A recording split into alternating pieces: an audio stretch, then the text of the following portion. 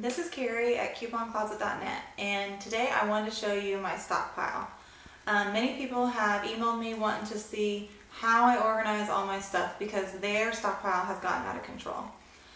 First, I want to warn you before we take a look into my pantry is that I do not have an amazing stockpile.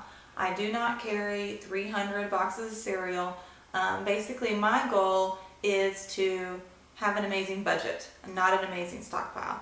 I want people to know me for having a really low budget, not for having way too much food. So basically I want to show you tips on how to get an amazing budget and how to keep yourself in check with your pantry.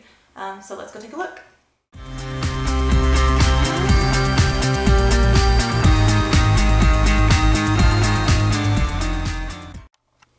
Okay, first up we have the open cereal. As you can see, it is nicely labeled and it does go up to the top, and we do stack it, but we only have this one area for open cereal, so the kids have to eat this cereal before we are allowed to open it.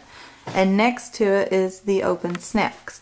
I have the chips, my Pringles, and crackers and other snacks at the very top. Underneath that cabinet, we now have all my baking stuff. So on the very top, we have all my baking items that are open. So we have the sugar and the flour.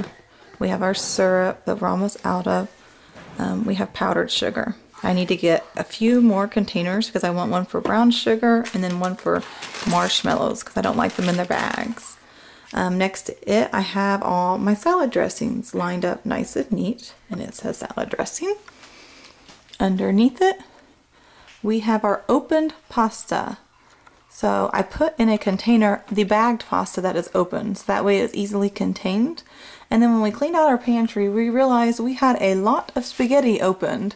And so we have two open boxes here, and then this is full. So we learned that by being a little bit more organized, we won't have so many boxes open. And behind this, we also have our rice. Okay, also in the kitchen, I keep all the beverages. And as you can see, I am keeping them in bins. I have all my green teas in one, and I have all the Crystal Light in another one. We also have, this is my backup baking items. The stuff that isn't open, there's no fancy method of this. I just happen to have a lot of vegetable oil and a lot of flour and some Ideal sugar that I got for free shoved in here. I have one more primary cabinet in my kitchen that I keep food. So right here, we have all my condiments, which I am including soy sauce and teriyaki sauce in my condiment section, along with my jelly, and in the back is my ketchup. Nothing big. We have barbecue sauce, and as you can see, I have left room for expansion because since it is summer, I expect that we will probably get more sauces, and I can also have my salad dressing overflow into that. Here we have all our pasta sauce. So we have my Alfredo sauce, my spaghetti sauce, and then all my canned good items, along with some of the regular sauces. The main item that is hard to basically keep organized are baking items like muffin bags, cookies and brownie bags, cornbread, pudding, and jello. So I stuck them all in shoe boxes and packed them up and labeled them, and now it makes them really easy to keep organized. Right now we have a lot of taco shells, and so I made a label for them, and then we have a lot of croutons. But the great thing about these labels is they're easily removable, so if something happens and I get more excess of another item, then I can just peel them off and replace them.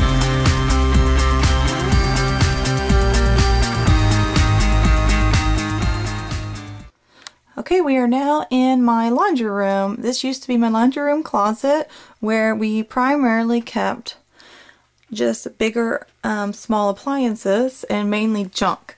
And so now we converted it into our pantry. At the very top, I keep more of our bigger appliances like my beloved blender that I love to make my smoothies with. Then I keep the plastic items up. Then we go into, there we go. Then we go into our canned soups. These are edible soups. We have salsas, and then we have our tomatoes, which right now we have a lot of tomatoes, and I have organized them. We have stewed, crushed, diced with green chilies and tomato sauce. So that way I know what I'm running low on and what I am not. And apparently we have a ton of stewed right now. This shelf we have our mac and cheese and our box dinners. So this shelf is basically dedicated for pre-made items. So as you can see in the back, I have like box potatoes that I always get for free. We have like the shake and bake products, and we also have stovetop and hamburger helpers back there. I use the items that I put the items that I use most frequently up towards the front, and items that like stovetop and hamburger helper that I don't use as often, but I do buy when I can get it almost free. Those go more towards the back. Underneath, this is my pasta shelf. So I have, let me zoom in for you. I have my bagged pasta, and then I have rice, and then the box pasta. And then I have in my box pasta, I keep my rotini in the back, my penne in the front, and then my spaghetti and like linguine piled up in the front. And then I have all the unopened bagged pasta because I keep all my opened pasta in the actual kitchen. Underneath I have all my snack goods, as you can see, snacks. And so basically this is just thrown on here however I can get it in there, because we always have a lot of snacks, but we go through a lot of snacks. Then at the very bottom I have my cereal.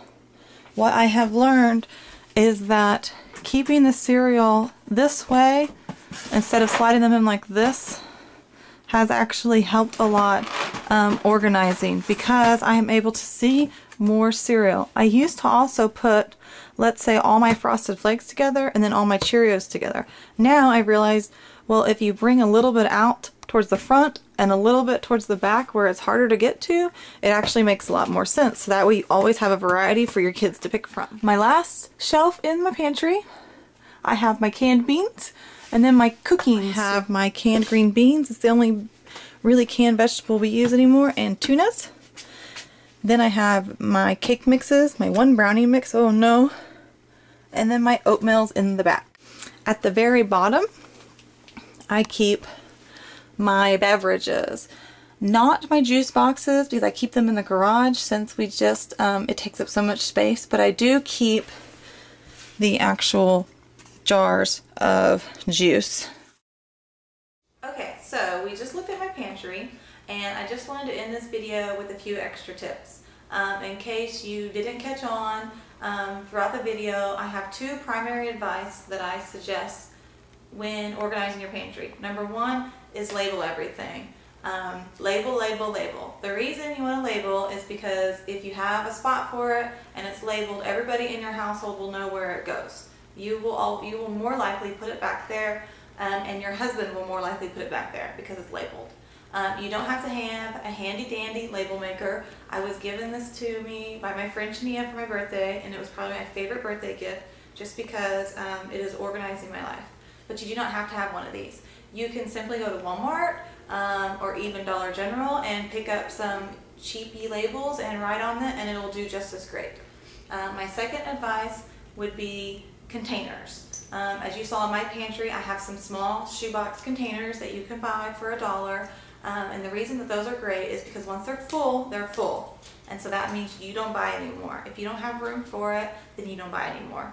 That not only keeps your pantry organized and neat and clean looking, but it also keeps you in check. And if you're in check, then your budget is in check. So basically, I just want to end this video asking you what you do to organize your pantry, and if maybe you have some great tips to not only organize your stockpile, but also to keep your pantry in check that you can offer to other Coupon Closet readers. Thanks. I'll see you.